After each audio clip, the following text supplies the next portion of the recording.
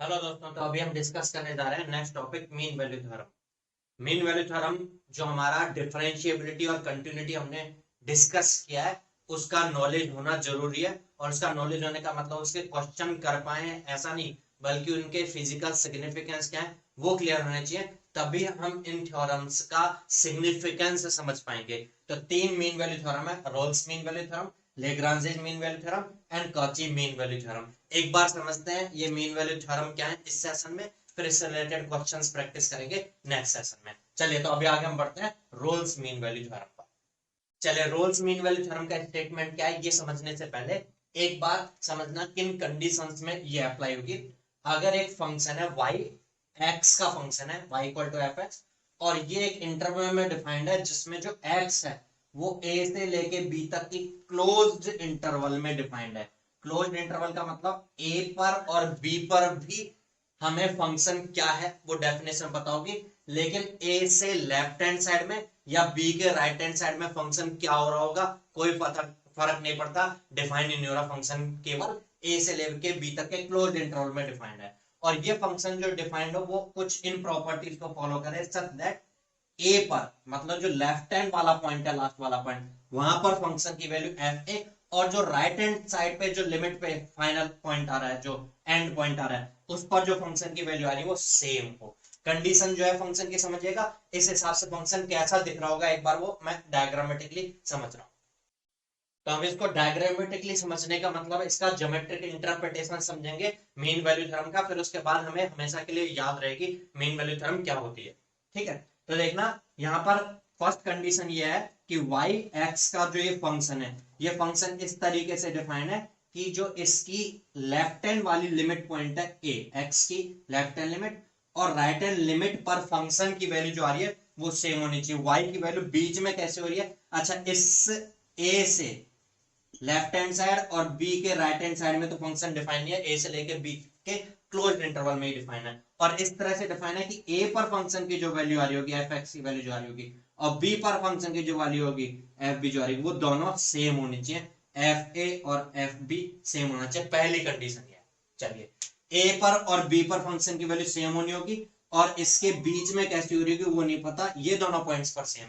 चलिए, दूसरी कंडीशन क्या है? जो ये फंक्शन होना चाहिए ये कंटिन्यूअस होना चाहिए ए से लेके बी तक के बीच में। कंटिन्यूटी का मीनिंग अगर क्लियर हो तो ध्यान समझना, अगर ए से लेके बी तक के बीच में फंक्शन कंटिन्यूअस है तो क्या मैं फंक्शन ऐसा कंसीडर कर सकता हूं कि कोई फंक्शन इस तरीके से जा रहा हो?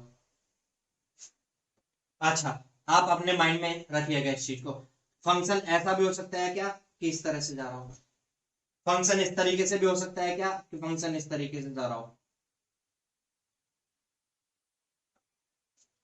आपका रिप्लाई क्या होना चाहिए? क्या फर्स्ट फंक्शन ए से लेके बी तक के क्लोज्ड इंटरवल में कंटिन्यूअस है? आप किसी भी पॉइंट पर देखोगे तो लेफ्ट से देखोगे, राइट से देखोगे, और पॉइंट पर वैल्यू देखोगे सेम आ रहा होगा। आप इस पॉइंट पर भी देखोगे, लेफ्ट से देखोगे, राइट से देखोगे, और पॉइंट पर फंक्शन की वैल्यू देखोगे सेम आ रहा होगा। तो ए से लेके बी तक में ये कंटिन्यूअस है। यहाँ तो क्या हर जगह पर सेम ही वैल्यू बन रही है, कंटिन्यूअस है। लेकिन इस वाले फंक्शन को देखें तो ए से लेके बी के बीच में एक पॉइंट ऐसा आ रहा है जहां पर लेफ्ट से फंक्शन को देखें अगर हम, तो वैल्यू आ रही होगी left hand limit, but right से फंक्शन को देखें राइट हैंड लिमिट और लेफ्ट हैंड लिमिट सेम नहीं आ रही है, तो ये कंटिन्यूअस नहीं है। तो कंडीशन ये होनी चाहिए कि जिस फंक्शन के बारे में हम डिस्कस करने जा रहे हो वो कंटिन्यूअस हो, इसलिए आप ऐसा केस नहीं कंसीडर कर सकते हैं।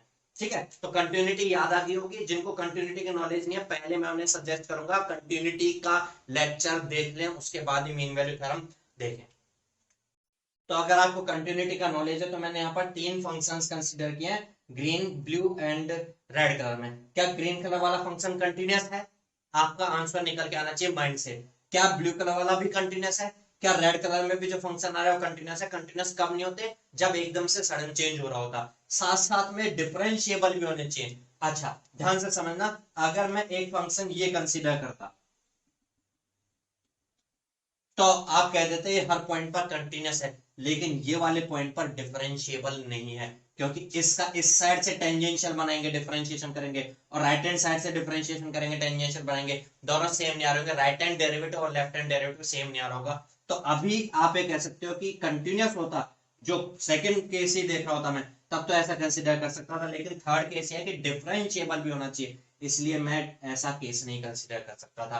अब यहां पर आप देखें तो ये डिफरेंशिएबल है। आप किसी भी जगह पर अगर देखो, किसी भी पॉइंट पर देखोगे, जैसे मैं यहां पर देखूं तो डिफरेंशिएशन का मतलब यहाँ टेंजेंशियल लाइन का स्लोप देख लूंगा मैं। अगर मैं इस फंक्शन के लिए यहाँ पर देखूंगा डिफरेंशियल, तो यहाँ टेंजेंशियल लाइन बना के उसका स्लोप देख लूंगा। ठीक है, तो मैंने जो फंक्शन होना चाहिए एफ एक्स, उसकी condition F A equal to F B, function continuous और डिफरेंशिएबल के ये तीन केस कंसीडर कर लिया। अब मीन वैल्यू थ्योरम क्या बोलती है? मीन वैल्यू थ्योरम बोलती है अगर कोई y equal to function of x इस तरीके का है जो इन तीनों कंडीशंस को फॉलो करे, तो a से लेके b तक के बीच में एक पॉइंट, कम से कम एक पॉइंट, एक से ज्यादा भी हो सकता है, at least one point will be there such that at that point, अगर वो a और b के बीच में पॉइंट मान के चल रहे हम c है, तो वो c पॉइंट ऐसा होगा, there must be at least one point c such that f dash c, f dash c का मतलब होगा क्या? फंक्शन के डिफरेंशियल जो एफ एक्स था उसके डिफरेंशियल की value at C, F dash C will be equal to 0।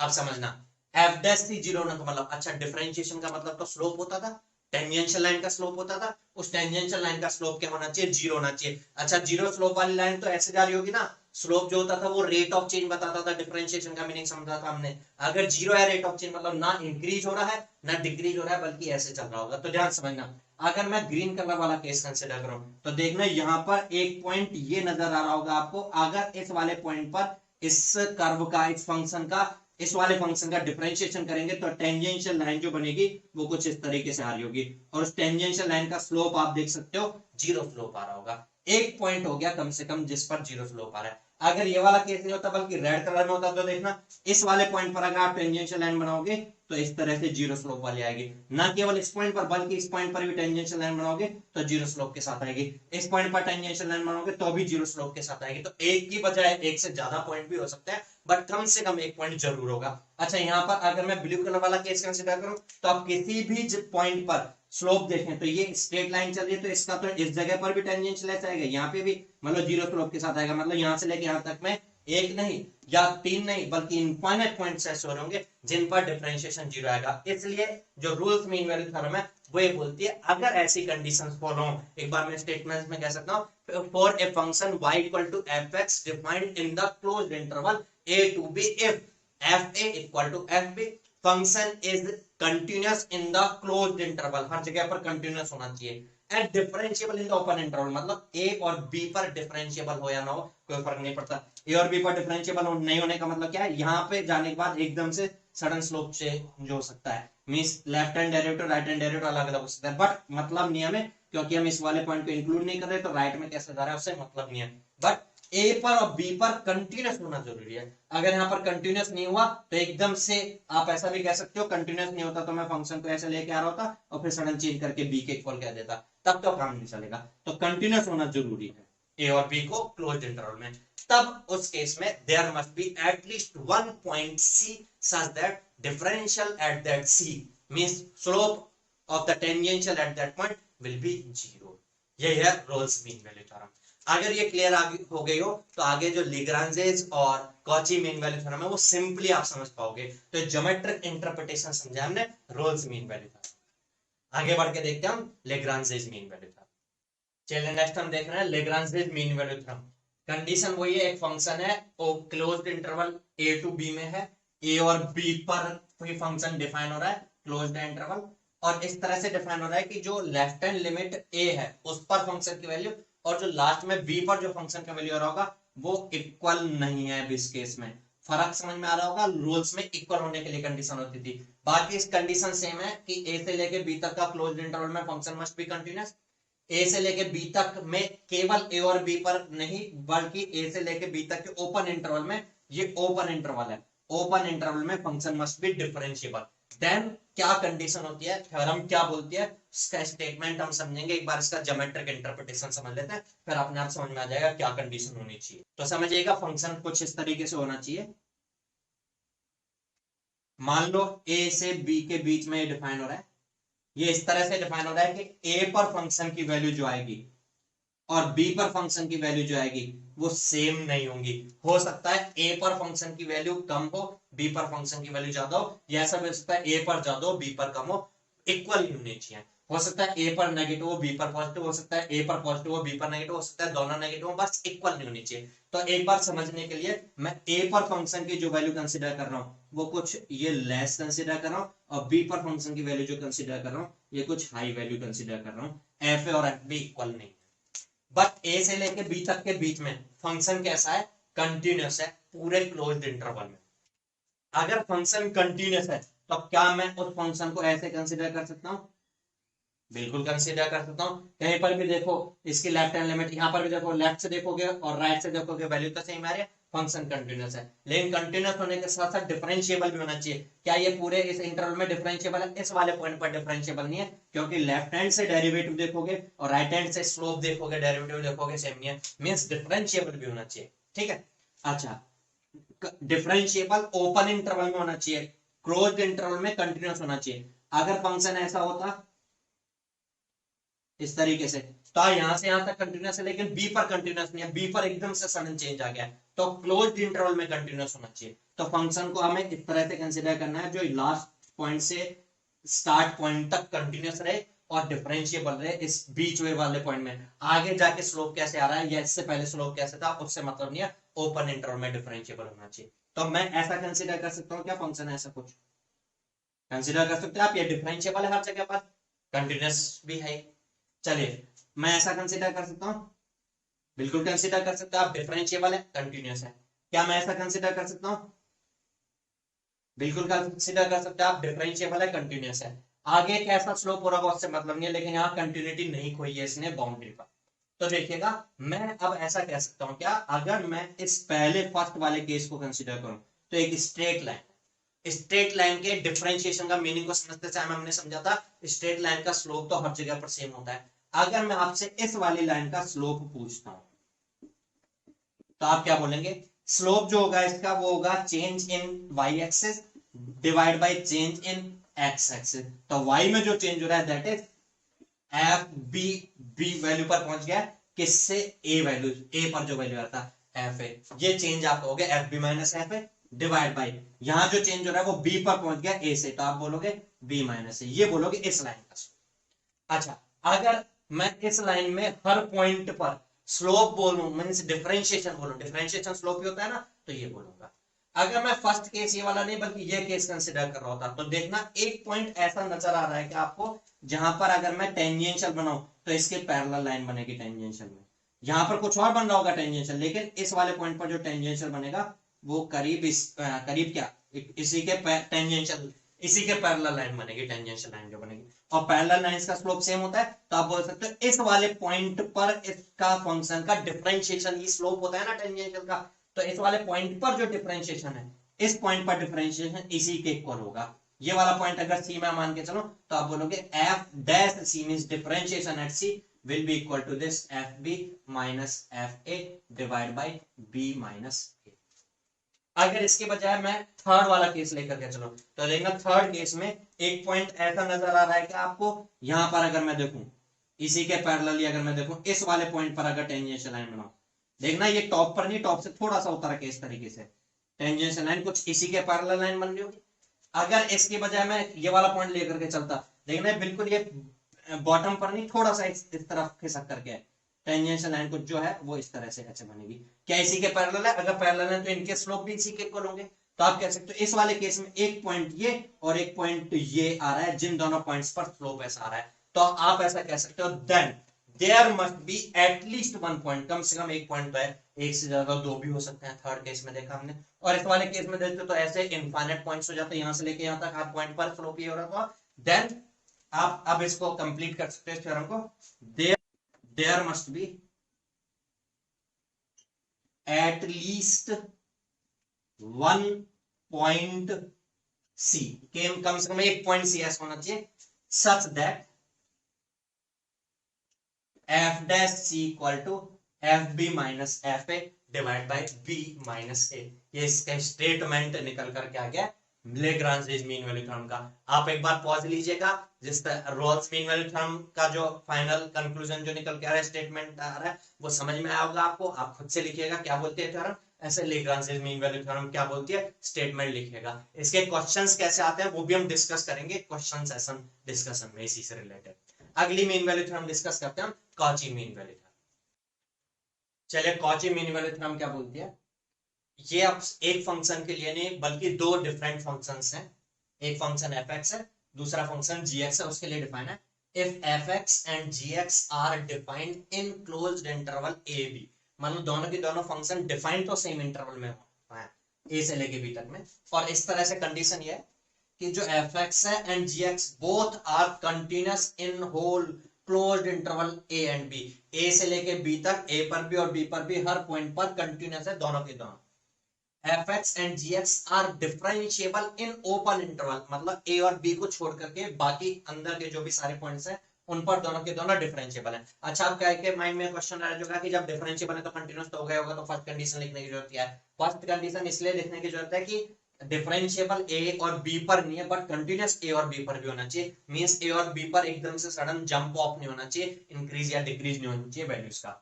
साथ में ये कंडीशन और लिखी हुई है कि g dash x is not equal to 0, यहां पर ये not equal to 0 होगा, g dash x is not equal to 0 in the open interval ab, then there is at least one value c between a और b, a और b वाला जो interval होगा इसके बीच में होगी such that, अब ये क्या बोलती है थ्योरम, उसको समझने से पहले एक बार मैं बताता हूँ रिजल्ट क्या बन के आएगा, हम खुद से इस चीज को बता सकते हैं। कॉची नाम के बंदे की जरूरत नहीं है, कॉची क्या था, एक मैथमेटिशियन था, इसके अलावा इसने आपने पढ़ा होगा कॉची इंटीग्रल फॉर्मूला देखा होगा, तो कॉची ने काफी कुछ अपनी मैथमेटिक्स में कुछ डिराइव की रिलेशनशिप्स, ठीक है, तो उनमें से एक ये है कॉची मीन वैल्यू थ्योरम, तो हम ये डिस्कस कर रहे हैं, ठीक है। तो वो मीन वैल्यू थ्योरम क्या है वो हम खुद से बना सकते हैं, ये बिना फालतू में नाम कमा के। चलिए देखते हैं क्या है, अगर ये कंडीशन फॉलो हो रही है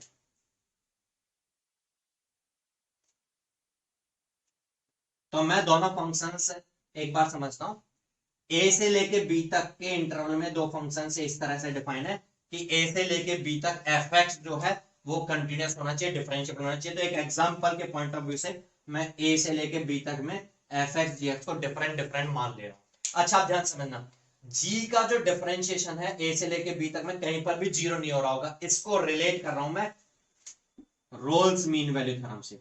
रोल्स मीन वैल्यू थ्योरम तो ये बोलती थी कि ए से लेके बी तक के बीच में एक पॉइंट सी जरूर होता था जहां पर डिफरेंशिएशन जीरो होता था, जो फंक्शन था वो कंटिन्यूअस और डिफरेंशिएबल हो अगर तो बीच पॉइंट ऐसा जरूर होता था, लेकिन कब होता था जब ए पर और बी पर फंक्शन की वैल्यू सेम हो। लेकिन जी के लिए फंक्शन की वैल्यू ए पर और बी पर सेम नहीं हो अगर, तब कोई कहीं पर जीरो ऐसा जरूरी नहीं है। इसलिए मैं जी एक्स फंक्शन के लिए ए पर फंक्शन की वैल्यू और बी पर फंक्शन की वैल्यू डिफरेंट डिफरेंट मान के चल रहा हूं, ये मान के चल रहा हूं मैं जी एट ए और ये कंसिडर कर रहा हूं मैं जी एट बी।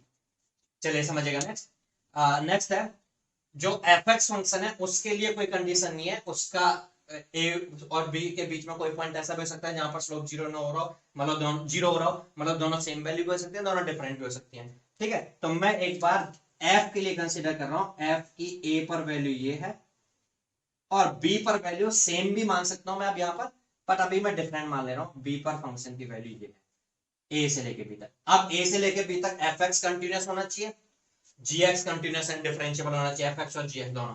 तो मैं एक बार समझने के लिए इसको एफ एक्स को मैं ऐसा मान, अच्छा जी जो है वो ऐसे अगर आएगा ऊपर जाके फिर नीचे आ रहा होगा तो कहीं ना कहीं पे स्लोप जो हो रहा होगा उसका वो जीरो बन रहा होगा, बट कोई भी पॉइंट ऐसा होना चाहिए जहां स्लोप जीरो हो रहा हो, मतलब ये इंक्रीज होकर के फिर डिक्रीज नहीं होना चाहिए, या डिक्रीज होकर के फिर इंक्रीज नहीं होना चाहिए, मतलब मोनोटोनिकली या तो इंक्रीज होते चलना चाहिए, मोनोटोनिक का मतलब एक ही तरफ जाता जाए, बढ़ रहा है तो बढ़ते चला जाए, या तो मोनोटोनिकली इंक्रीज होते चलना चाहिए या मोनोटोनिकली डिक्रीज होते हुए चलना चाहिए। तो अभी हाल फिलहाल में इंक्रीज करते हुए मानना पड़ेगा क्योंकि हमें जी ए से जी बी तक हायर वैल्यू पर जाना है, तो ये इंक्रीज होके देन डिक्रीज नहीं हो रहा होगा, इंक्रीज होता चल रहा होगा। अब ये जरूरी नहीं है कि सेम स्पीड के साथ, हो सकता है पहले ज्यादा स्पीड के साथ हो रहा हो फिर कम स्पीड के साथ हो जाए, पहले ज्यादा रेट के साथ हो रहा है फिर कम रेट के साथ हो गया, तो ऐसा कुछ है। ये फंक्शन एफ एक्स है और ये फंक्शन जी एक्स। आप ध्यान से समझिएगा, अगर मैं कोई पॉइंट सी ऐसा कंसीडर करूं, जैसे मैं ये पॉइंट लेके चल रहा हूं सी पॉइंट, इस सी पॉइंट पर there must be at least one value c, मतलब कम से कम सी पॉइंट ऐसा होगा सच दैट, अब क्या है कंडीशन, आप F dash C by ji dash सी आपसे पूछता है क्या, तो हम तो जो डेफिनेशन है वो सीधे सीधे बोले क्या आप कह सकते हो यहाँ पे मैंने एफ ए और एफ बी सेम नहीं लिया है, क्योंकि इसलिए कोई ना कोई एक पॉइंट ऐसा जरूर होगा जहां पर एफ डैश सी, अब हम इसको रिलेट कर रहे हैं लेग्रांजे मीन वैल्यू थ्योरम से, तो लेग्रांजे मीन वैल्यू थ्योरम बोलती है कि एफ डैश सी ऐसा होगा f B minus F A divide by b minus a. Remind करना लेग्रांजे मीन वैल्यू थ्योरम यही बोलती है ना, divide by ji dash c जो होगा वो होगा g B minus ji a divide by b minus a. क्या मैं बी माइनस से कैंसिल आउट कर सकता हूं? तो ये रिजल्ट जो है वो बन के आ जाएगा F dash C by ji dash C equal to F B minus F A divide by G B minus ji A. I think ये क्लियर होता होगा। तो यही बोलती है कॉची मीन वैल्यू थ्योरम कि एक पॉइंट सी जरूर ऐसा होगा जहां पर दोनों के जो डिफरेंशिएशन का रेशियो जो होगा वो दोनों की वैल्यूज में जो चेंज आ गए हैं उनके रेशियो के इक्वल होगा। ए एफ फंक्शन में जो स्टार्टिंग पॉइंट है और एंड पॉइंट है वहां पर फंक्शन में जो वैल्यू आई है उसमें जो चेंज आया और जी में जो चेंज है उसके रेशियो के बराबर ही होगा इन दोनों के डिफरेंशिएशन का रेशियो। आप समझ सकते हैं हमने डिफरेंशिएशन की जो लेग्रांज मीन वैल्यू थ्योरम थी वो सीधे सीधे अप्लाई किया। अच्छा, अब आपको यह कंडीशन भी क्लियर हो जाती होगी कि अगर जी डैश एक्स किसी पॉइंट पर जीरो होता तो कोई ऐसा पॉइंट आ गया सी पॉइंट जहां पर अगर आप जी डैश सी जीरो ले होंगे तो डिवाइड में जीरो आके इनफाइनाइट, तो वो तो पॉसिबल नहीं होगा ना कि कोई रेशियो ये इनफाइनाइट बनकर आ जाए, डिवाइड में जीरो नहीं आना चाहिए, ठीक है, क्योंकि फिर उस केस में डिफरेंशिएशन ही नहीं होगा। अगर डिवाइड में जीरो आता है तो सिंगुलरिटी पॉइंट बन जाता है, जीरो सॉरी पोल्स बन जाते हैं, हम कहते हैं ना डिवाइड में जीरो वाला पार्ट, इसलिए जी डैश एक्स कहीं पर भी जीरो नहीं होना चाहिए ए से लेके बी तक। तो फिर कोई एक पॉइंट सी ऐसा जरूर होगा जो इस कंडीशन को फॉलो करेगा। तो ये है कॉची मीन वैल्यू थ्योरम। तो एक बार अगर हम Rolle's mean value theorem, Lagrange mean value theorem और कॉची मीन वैल्यू थ्योरम को रिवाइज करते हैं तो मेरे साथ साथ ट्राई कीजिएगा कि आप लोग भी इसको बोल पाए। जो कॉची मीन वैल्यू थ्योरम होती थी उसका स्टेटमेंट क्या होता था? Cauchy mean value theorem states that if A function y equal to fx defined in a closed interval a b such that starting point at a and ending point at b function value is same, means f a equal to f b and function is continuous in the closed interval a to b, function is differentiable in the open interval a to b, then there is at least one point c such that slope at that c means f dash c is 0। ए और B पर same था तो यहां से यहां तक जाने के लिए कहीं से घूम करके ऊपर से लौट के आएगा या सीधा चलेगा, ऊपर जाके लौटेगा तो स्लोप जीरो आएगा, नीचे जाके लौट रहा होगा तो स्लोप जीरो आएगा। तो ये हमारी रोल्स मीन वैल्यू थ्योरम होती थी। लेग्रांज मीन वैल्यू थ्योरम में क्या चेंज हो गया था? सेम यही है, F A is not equal to F B के लिए एफ ए और एफ बी सेम नहीं है तो इसके स्लोप के बराबर एक ना एक जगह पर जरूर पैरेलल लाइन बनाओगे तो ऐसा बनकर क्या होगा, there must be at least one point C such that f dash C equal to F B minus F a, change in y differential की वैल्यू होती थी ना, f B minus F A divide by a b minus a, ये divide हो जाता था। और जो हमने अभी कॉची मीन वैल्यू थ्योरम समझी है ये रोल्स मीन वैल्यू थ्योरम को भी यूज में ले रही थी और लेग्रांजेस मीन वैल्यू थ्योरम में जो डिफरेंशियल वैल्यू होती थी कहीं ना कहीं पॉइंट पर ऐसी बनेगी उसको यूज में लेते हुए ये कंक्लूजन निकल गया कि एफ और जी दो फंक्शंस अगर हैं तो सी पॉइंट ऐसा जरूर होगा जहां पर इन दोनों के स्लोप्स की जो रेशियो होगी वो दोनों फंक्शन में जो चेंज है उनके रेशियो का इक्वल होगी। तो ये तीनों मीन वैल्यू थ्योरम क्लियर होती है। अब इनसे रिलेटेड क्वेश्चंस एग्जाम में बहुत ज्यादा तो नहीं आते बट कंफ्यूजिंग हो सकता है इससे रिलेटेड क्वेश्चंस, तो नेक्स्ट सेशन में हम इनसे रिलेटेड क्वेश्चन डिस्कस करेंगे, आपके माइंड में ये थ्योरम्स क्लियर होनी चाहिए। तो नेक्स्ट सेशन में देखते हैं मीन वैल्यू थ्योरम से रिलेटेड प्रॉब्लम्स। तब तक के लिए गुड बाय, थैंक यू।